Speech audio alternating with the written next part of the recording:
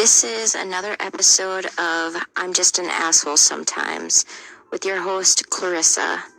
I'm hoping that this episode will be much better considering I just got a new microphone. So let's hope that the sound quality is so much better.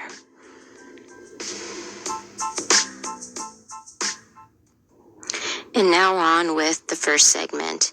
It's from the subreddit Best of Redditor Updates.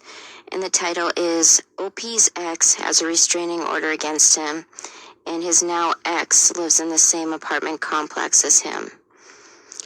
And here we go. My ex-wife and I had a rocky marriage. My alcoholism didn't help. She pushed for a divorce. We lived together during this divorce, and one day I found out she was dating another man. I snapped and I hit her pretty hard. I was charged with assault, spent 3 months in jail, went to anger management, and I was also issued a 3-year restraining order. This was 2 years ago.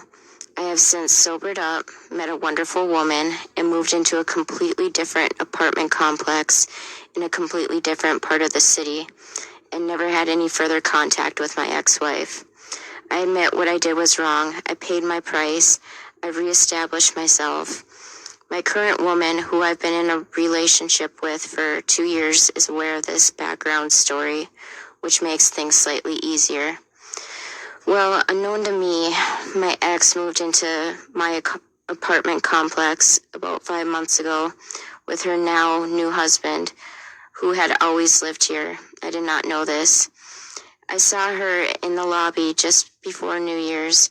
She greeted me. I turned, shocked, and said hello. She asked me what I was doing in the lobby. I said I was just coming in from work, and she told me that the restraining order was still in effect and I need to move out. I tried to reason with her and told her that I'd be happy to steer clear of her. I know we don't live on the same floor. I don't even know what floor she lives on. I don't care to know. I told her that if I saw her in an elevator, I wouldn't get in and just wait for the next one. She told me she was going to enforce the restraining order against me. My partner and I literally just signed a brand new 2-year lease 6 months ago. We love the place we live in and wouldn't want to move, and it feels unjust having to move, incur financial hardship, because the person I had a restraining order against me moved into my apartment complex. The reason why I'm bringing this up is because last night, building management was informed of the restraining order and told us we need to figure this out. Would she be able to force me out of my home even though I lived here before her? As long as I do my best to avoid any contact with her, which I'm perfectly fine doing, shouldn't that be sufficient? I work a really early schedule, and the fact is she was dating this guy and coming over to this apartment complex for the entire time I've been here, and we just crossed paths. And she's been living here full-time for 5 months and just recently crossed paths. Not sure what to do. FYI, this is New York City. Well, I don't think it really matters what he wants. I think if he wants to stay in that apartment and she doesn't want him there, that's an issue for the courts. I mean, they don't take restraining orders lightly. Me, myself, I've had 2-year restraining orders against someone, meaning I had one for 2 years. It was about to run up. I got another one for 2 years. And when that ran up, I went and filed for another one, but I was granted a 50-year restraining order, which I had no idea that they even go that high. So it's no matter what, they're going to have to go to court because they can't just figure it out. Because one night or whatever, she could be in a mood, even if they hash this out, and she can just call the police and they can, take him away to jail. So if I were him, I'd want to do it by the courts. So anyway, here's the update. The public defender that represented me was no longer practicing in the NYC area, but I retained a lawyer who was a friend of a friend who had experience in this area. My lawyer got references from my PO, employer, and AA sponsor. Our goal was to get the restraining order modified to a simple no-contact order with no distance requirements so I could continue living with my partner. I spoke to the judge, told him my story, what I had done to correct my past transgressions. He reviewed my record. We submitted our references. During this time period, I was crashing on a friend's couch as not to violate my protective order. PO said I had paid my fines, followed all of the rules, and never once had to remind me of my restrictions, and so forth, and said he was impressed with my turnaround. My employer said that I was always early, never seemed to be under the influence or hungover from anything, and even at our company functions, was very open and honest about my sobriety and didn't partake in drinking. My AA sponsor said good things about me too, how he was impressed with my maturity and openness on my alcoholism and addiction. Then the judge asked my ex-wife to speak. My ex-wife said she was shocked by my turnaround.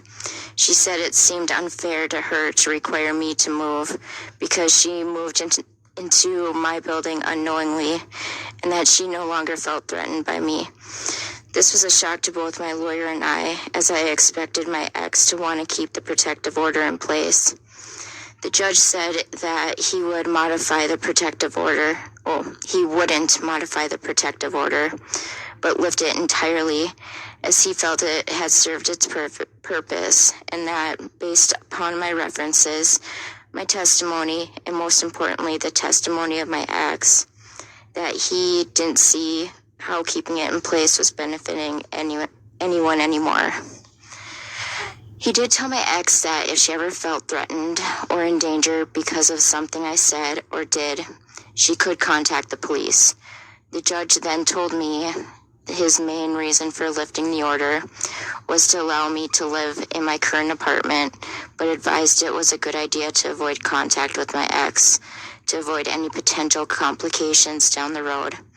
He reminded me, because of my past, it wouldn't take much to get another protective order to put in place. I told the judge I had no intention of contacting my ex, and I was thrilled that I don't have to move and get to stay with my current girlfriend. So over the course of this weekend, I moved back into my apartment with my girlfriend. I'm glad this was resolved. Okay, so let's read the comments. First comment. I think this was a good update. He realized what he did was wrong and improved. I'm happy to hear OP and X could move on and have better lives separately.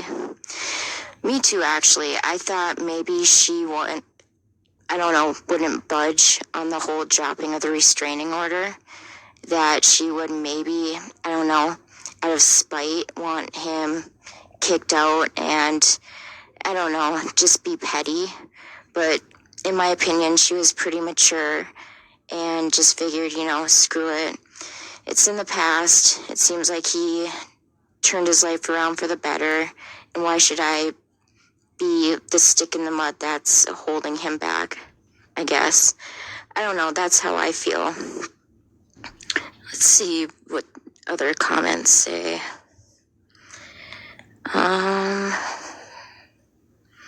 Someone said, also nice to hear the ex was forgiving on the issue.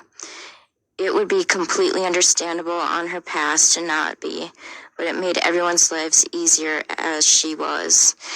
Exactly, because I thought maybe she would be like, no, I don't feel safe. I want to continue the restraining order for another year. I want him out of this apartment.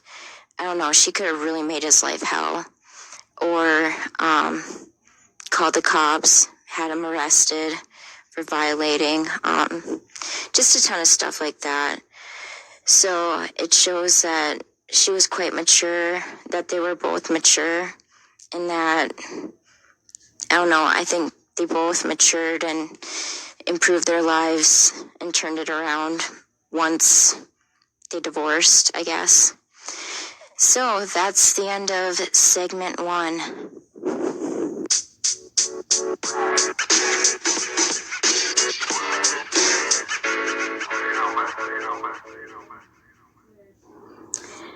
now we're on to segment 2. It's from the Best of Redditor Updates. Title is Sat Down on My Friend's MacBook and Broke It. Offered to pay her the money for it, but now she wants more money because she was upgrading anyway. So it's this, or she will sue me in small claims court. I had some of my friends over at my house, and one of my friends invited one of her other friends to come over. She had her MacBook on my couch when I sat down and broke it. Since it was completely my fault, I offered to pay her the money for it, and she agreed. She got it 3 years ago, and it cost $2,200 at the time. I told her I'd wire her the money in a week to her bank account.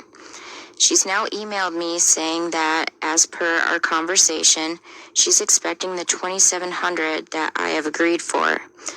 I didn't know why she added the extra money, so I got her phone number from my friend and called her to find her telling me she's now expecting me to pay for her new upgraded MacBook since she was upgrading anyway. She said, I don't agree to that. She'll be suing me in small claims court. Can a judge agree to that? Should I wire her the $2,200 or should I just tell her to go sue me? First of all, I would just tell her to sue me. Usually it costs more to take someone to small claims court than what it's actually worth. So I'd say bring it, actually. And now for the update. I went through every single comment from the 200 plus ones, and I sincerely thank each and every one of you.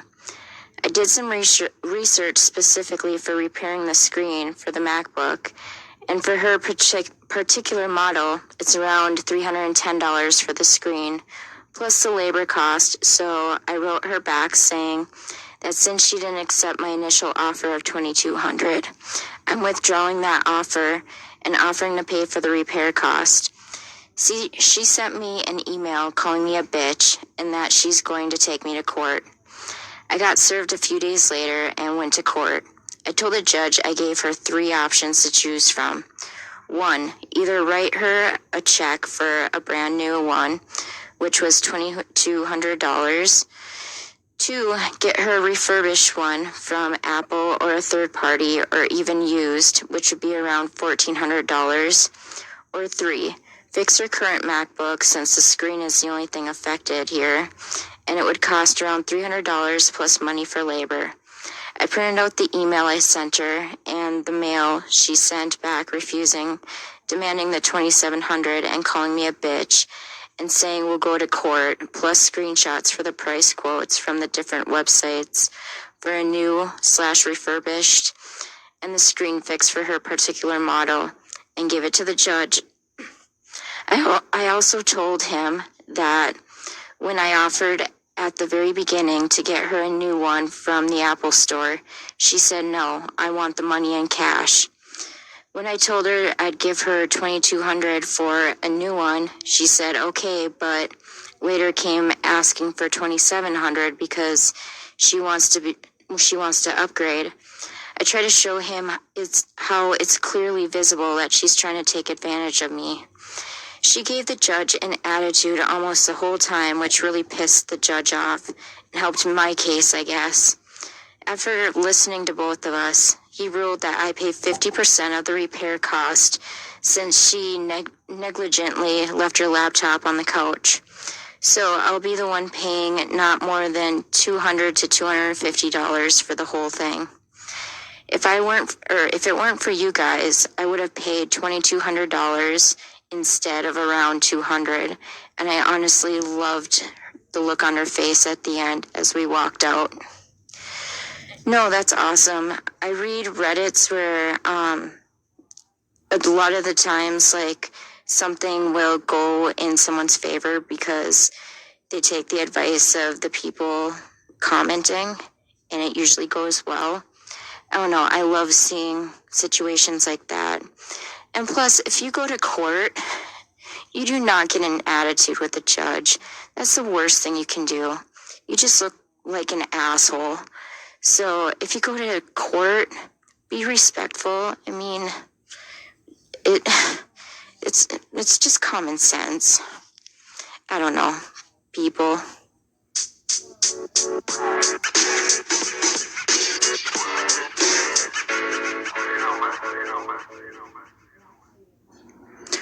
Okay, now for segment 3. And with this one, I'm going to issue a trigger warning for assault, rape, and pregnancy resulting from a rape. This comes from Best of Redditor Updates, and the title is, My Girlfriend Was Raped and Became Pregnant. I broke up with her because she wanted to keep the baby, plus updates. Really, really shit situation. 2 months ago, my girlfriend was raped. It was done in a park. She didn't want to report it and went into a full breakdown. Wouldn't speak to police, go to the hospital, etc. I couldn't force her, so I just stayed with her. She was obviously in a really shit state since, and I've been with her, by her side, listening to her, helping her. We went to therapy, and she knows I'm there for her. She had a history of depression, and I've been really worried. Last week, we found out she was pregnant. I was abroad for 2 months before the rape on work and came back early to be there for her. So the baby definitely isn't mine. She is 100% sure it's the rapist.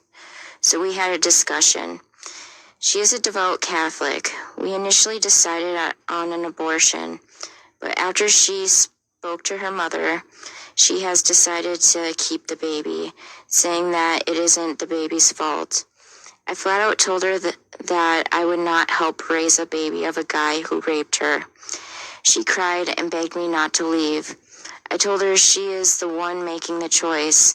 Either she keeps the baby and I leave, or she aborts the baby and I stay. I would not let this go. She didn't want either of those things to happen, so I told her we were done. I feel like shit. Was I wrong? I don't know if he's wrong. He was just voicing how he felt. And, I mean, if he stayed with her, would he end up resenting the baby? I don't know. And children are innocent. They shouldn't be punished, for how they came into this world. So, I mean, he was just being upfront with her, I guess. So, update 1. I'll post the update first, since there has been some change since I last posted. Then I'll respond to some general points made from the last thread and the ton of PMs I received. Yesterday, I received a call from my girlfriend. She was crying and she begged me to listen to her. I told her that I still care for her and that I'll obviously listen to what she has to say. She told me that a few days after I told her we were done, she called up her mother to talk about this. Apparently what happened before was that she was pretty much decided on aborting, but then when she spoke to her mother told her that under no accounts should she abort, and that I was manipulating her to do so. Her mother went on to say that if she aborted the child, she would no longer consider my girlfriend as her daughter. After I left her, my girlfriend called her mom to talk about what went on. My girlfriend said that she desperately wanted to abort the baby, and her mother again said that if she does so, this is the last time they will ever speak again. My girlfriend said she broke down on the phone, and her mother kept asking her what she will do. The conversation then ended when my girlfriend said she didn't know. Then she started texting. After a few hours of thinking, my girlfriend sent her mom a text saying that she was going to abort. She was then blocked. My girlfriend then called me and told me everything. We'll be having an abortion in 3 weeks. I discussed this with my girlfriend, and we both completely agree that I had not manipulated her in any way, and that she appreciated that I put my foot down, because had I not, she would have had the baby, who would remind her of the worst time of her life. Her words, not mine. She further went on to say that I am the best thing that has ever happened to her, and that she knew that even if she no longer had a mom, she had me. She could get through this. I broke down at this point. I love her so much. In truth, I probably would have gone back to her and raised the baby with her, even though I knew I'd resent it.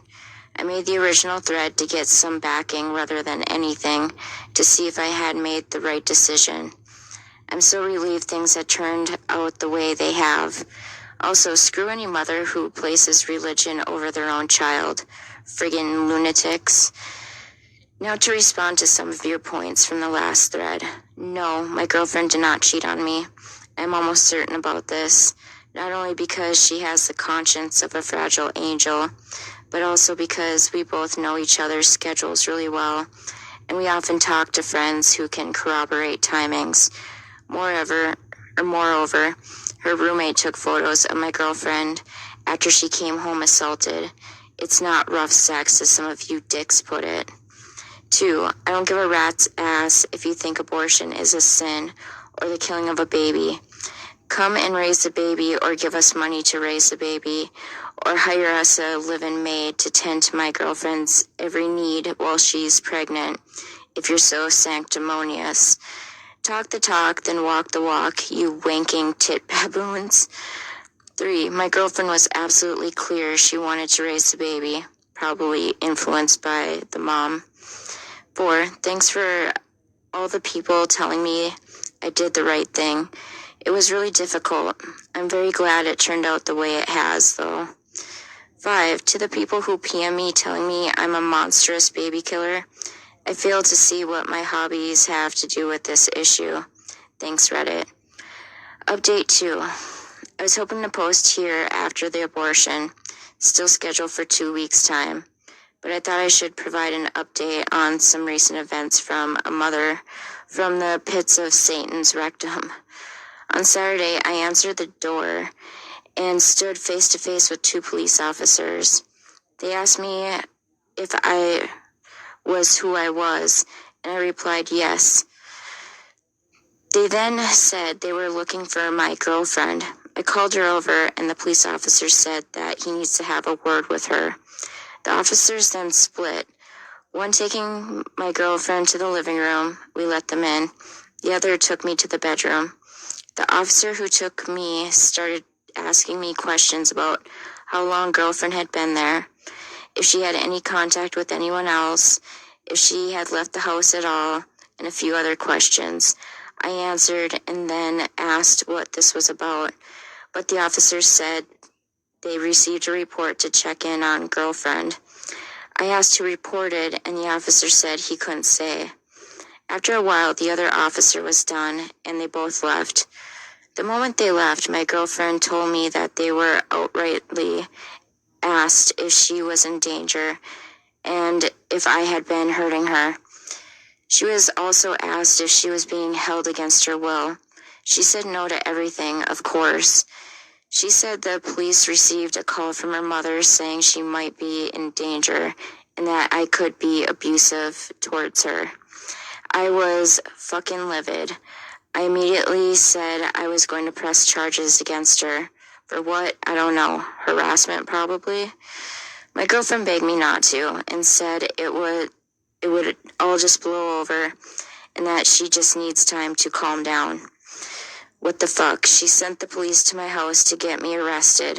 How is that sane thinking? I could lose my job if I was arrested and charged. What the hell is she thinking? I told girlfriend if the mother does anything like this again, I will definitely press charges. So the girlfriend decides on Sunday to talk to the mom to not do anything like this again. They had a conversation for about 2 minutes. Then I start hearing sobs. Immediately, I walked into the room, saw my girlfriend was crying, still holding the phone against her ear. I plucked the phone from her hand and held her for a bit, and I heard hello from the phone. Then I put it on me and said, you're a disgrace of a mother, and hung up. Then I held the girlfriend for what felt like an hour before we started talking. Apparently the mother was telling girlfriend how if she continues with the abortion, She'll never see mother again, or her brother, or her deceased father, who is in heaven, even though he died a violent alcoholic. I think he meant drunk. Died a drunk, violent alcoholic who beat girlfriend. But hey, repent your sins at death, am I right? Because girlfriend would be going to damnation. I told girlfriend that if she was going to hell, then she should save me a seat, and we'd be nice and toasty together. I love her smile. What do you think, if anything, should I do about the mother? No doubt my words to her will have some reactions. Response to some people from previous threads and PMs after thread was locked. 1. Abortion was never an option. Girlfriend was adamant she wanted to raise the baby, influenced by her mother. And if you suggest adoption anyway, then you truly do not understand how taxing a normal pregnancy is, let alone one dipped in a beautiful cocktail of rape depression. 2. You can believe my girlfriend cheated on me if that makes you feel better about your lives, I suppose. Just FYI, the pictures and the roommates report showed she had a bloody nose, black eyes, cuts and bruises against her arms, hands, knees, torn coat and top, bruises around her neck. Cheating, right? Edit 3, my girlfriend and I are still going to therapy about all of this. Just wow. And then update 3. I just wanted to update folks on this whole saga. This will be my final update. A few days ago, the abortion was carried out. During the weeks beforehand, my girlfriend went to a counselor and talked to a nurse about why she wanted an abortion. She's also tested for any STIs. She's clear. She went ahead with the abortion after getting the all clear. A few days ago, it was successfully carried out. They went for the surgical abortion method, which involved using a vacuum to suck the pregnancy out. Girlfriend said it was pretty painless, but she was able to return home after just a few hours. When she came home, she cried and cried and cried. She says she feels like a huge weight has been lifted. She can finally look to moving on with her life. We took the whole week off work, and yesterday we went camping. It rained. While in the tent, she talked about how difficult life was sometimes, but she was really glad things turned out the way they did, because even though things were bad, she came out on the other side probably stronger than ever. She's amazing, seriously. Update on the mom. So my girlfriend received a call from her mom who was asking if she went through with the abortion. My girlfriend and I have an agreement that if mom calls, either hang up on her or give it to me. In this instance, she answered, didn't know what to say, and gave it to me. I told the mom that the abortion went perfectly and smiled as she cursed at me for about a minute. I then said, how Jesus of you, at which point she hung up. My girlfriend didn't find it funny. Anyway, that's it. Good luck to everyone in their lives. Also, if you're going to message and insult me via PM, just be warned, I've killed a baby before. Wow. I like how he sprinkled some humor in there, but I don't know. I think this guy is really a good match for this woman. I mean, he had her back, was telling her mom to basically fuck off and leave her alone. I mean, I don't think the girlfriend had it in her, going through everything she's going through, and then the abuse from her mom. I mean, emotional, psychological, just gaslighting her.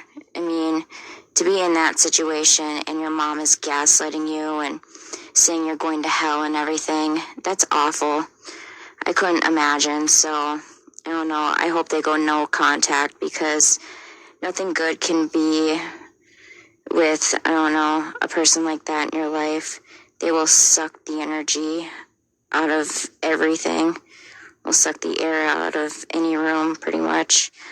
So let's read the comments. Wanking tit baboons was my personal favorite. Yeah, when I read that, I couldn't help but laugh. Let's see. What was with all the assholes apparently insisting she cheated on him? Unbelievable. Well, it is believable. I was just expressing my disgust with that portion of humanity. I have a feeling that the saga of the evil mother is not over, regardless of whether it ends up on Reddit. I hope I'm wrong and that OOP and girlfriend have happiness from now on. I agree. I don't know, this one was long and just really emotional.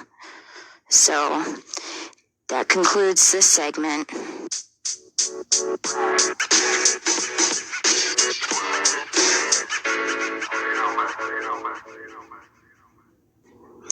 Alright, and now for our next segment, which also comes from the Best of Redditors updates. It is titled, OOP Discovers Her Husband is Lying About Working Late. Original. I am 32 female. My husband of 5 years is 37 male. Since early 2020, he got a promotion. He told me one of the responsibilities of his promotion was that he had to work until 9:30 p.m. every Friday. He told me it was to oversee the finalization of all the work they had done that week. He told me it wasn't just him. It was also one of his co-workers, Glenn, and some other people. Glenn is in his 60s, and I've met him a handful of times pre-2020, but him and his wife don't go out much. I just happened to run into Glenn's wife at the supermarket. I barely recognized her, but she called out my name first, and we began talking. She was saying she was finally beginning to feel comfortable going out again, and how her and Glenn had begun to take cooking classes. So she was at the store getting something for their class tonight. I was confused and asked if Glenn was getting out early tonight, since my husband never gets out early. He always comes home at 10 o'clock on the dot. She said no, they were going after he came home from work. I was like, wow, you guys really are night owls.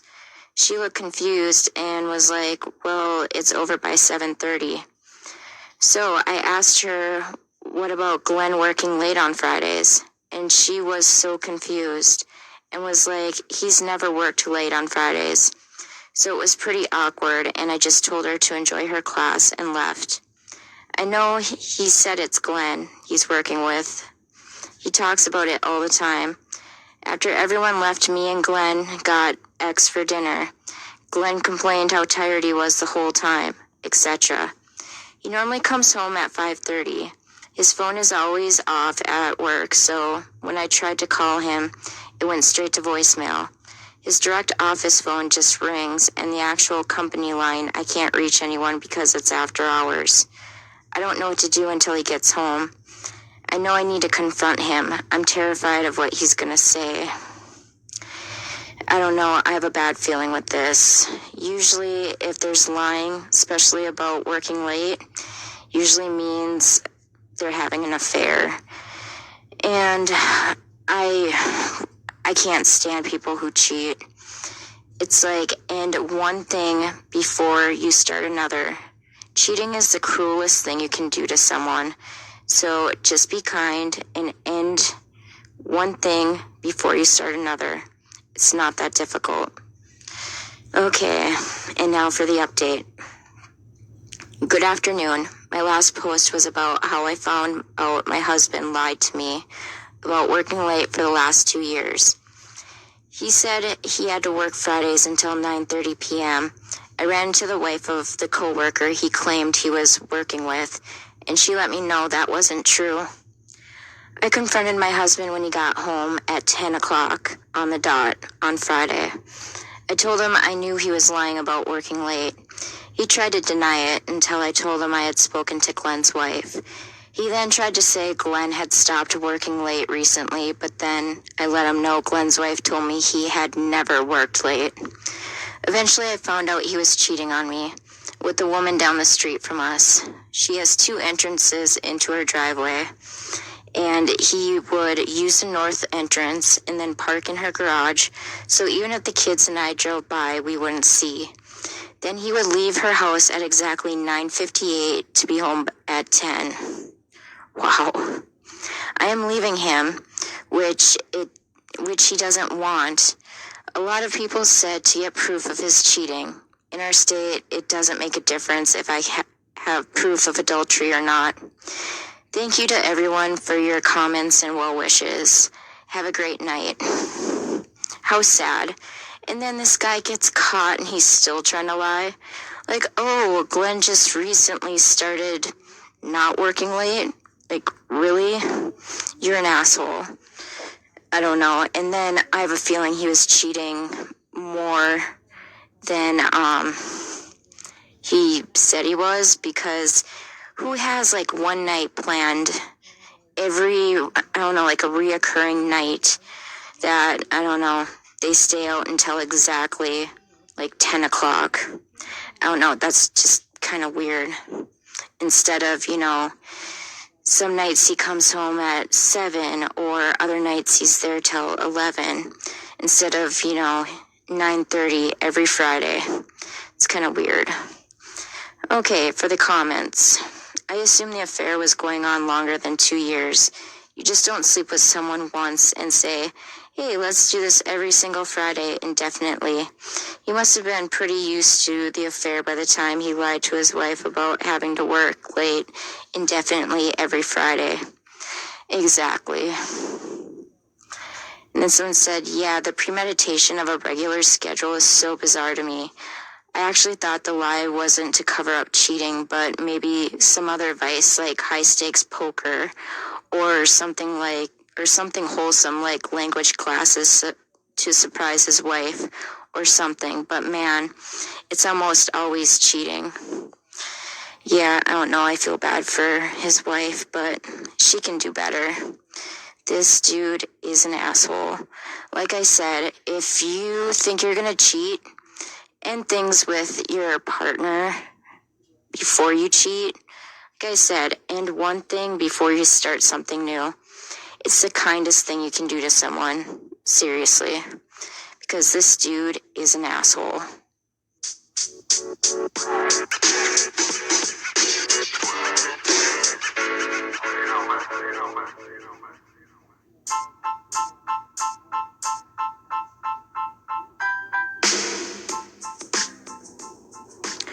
And this concludes episode 6 of I'm Just an Asshole Sometimes.